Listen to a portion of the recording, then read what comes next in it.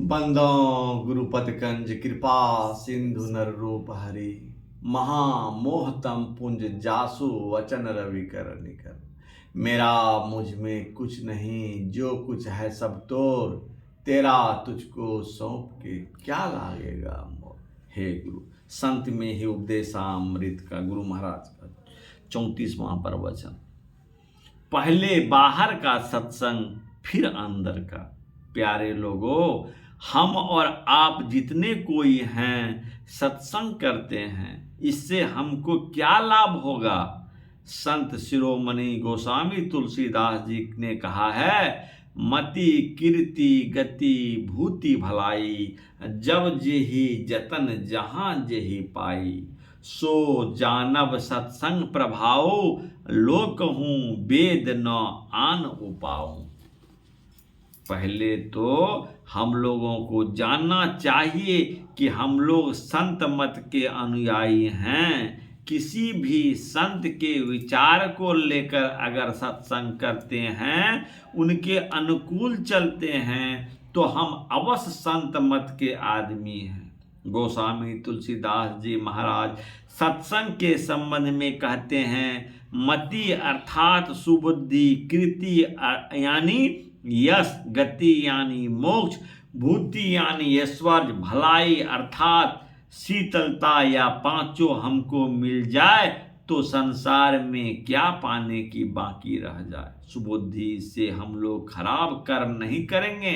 यश मिले तो बहुत अच्छा है, गति कहाँ तक है, ईश्वर में गति नहीं, गति वहाँ तक है जहाँ जाकर फिर लौटे नहीं। भलाई यानी शीतलता, इन पांचों पदार्थों के लिए गोस्वामी तुलसीदास जी कहते हैं, इसमें सत्संग की ही बड़ाई है। लोक में और वेद में इन पांचों पदार्थों की प्राप्ति के लिए दूसरा उपाय नहीं है।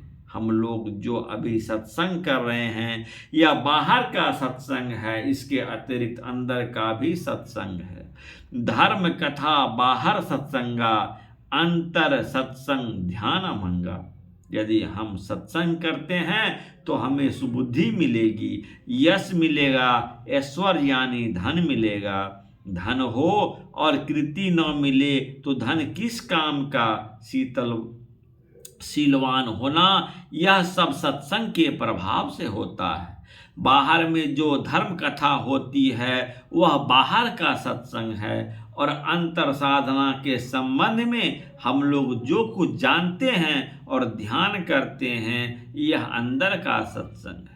इससे मन समेट में आता है, मन के साथ चेतन समेट में आता है। जब मन कुछ नहीं करता है तो वहाँ चेतन काम करते जाता है। शरीर की नाड़ियाँ चेतन से चलती रहती है। बाहर और अंदर का सत्संग करते करते कभी न कभी हम लोग ईश्वर को प्राप्त करेंगे और अंत में मोक्ष मिलेगा। इसके लिए पहले जप करना है, फिर ध्यान करते करते मन समेट में आता है। मन से बढ़कर वह शक्ति है इस शरीर में, जिसके कारण से शरीर में गर्मी रहती है, चेतनता रहती है।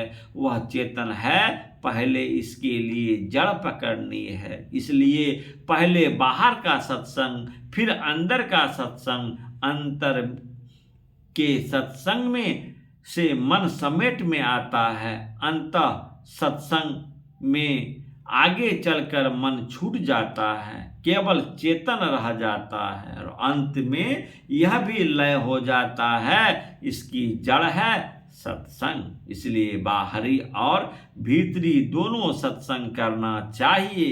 थोड़ी ही कहता हूँ पर इसमें बहुत बातें हैं। यह प्रवचन बिहार राज्य अंतर्गत भागलपुर नगर के श्री गंगा तट स्थित कुप्पा घाट आश्रम के सत्संग हॉल में दिनांक 4/10/1981 ईस्वी को साप्ताहिक सत्संग में हुआ था। सुक्तिकर सद भिक्तु स संसर्ग शोभते धर्म दर्शभे नित्यं सर्वा स्वस्थास्तु न सद भीरति मेमति परा सिर्फ गीता में है। भावार्थ, धर्म पर दुख रखने वाले सत्पुरुष के संसर्ग में रहना सदा ही श्रेष्ठ है, परंतु किसी भी दशा में कभी दुष्ट पुरुषों का संग अच्छा नहीं है।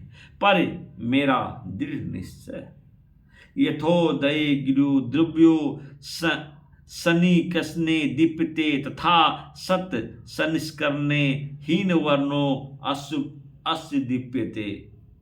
पराशर गीता में जैसे सूर्य का समीप प्राप्त होने से उदयाचल पर्वत की प्रत्येक वस्तु चमक उठती है, उसी प्रकार साधु पुरुषों के निकट रहने से नीच वर्ण का मनुष्य भी सद्गुणों से सुशोभित होने लगता है। श्री सद्गुरु महाराज की जय। प्यारे भाइयों दोस्तों, यदि अच्छा लगे जरूर फॉलो करें, सब्सक्राइब करें और एक दूसरे को शेयर करें। और नित्य प्रतिदिन गुरु महाराज का यह प्रवचन का पाठ हम आप लोगों को जरूर सुनाते हैं, और जरूर इन लोगों को सुनिए और दूसरों को शेयर करिए। आज रविवार भी है और हम लोग गुरु कीर्तन भी करेंगे, तो उसके बाद फिर आरती प्रसाद होगी। श्री सद्गुरु महाराज की जय।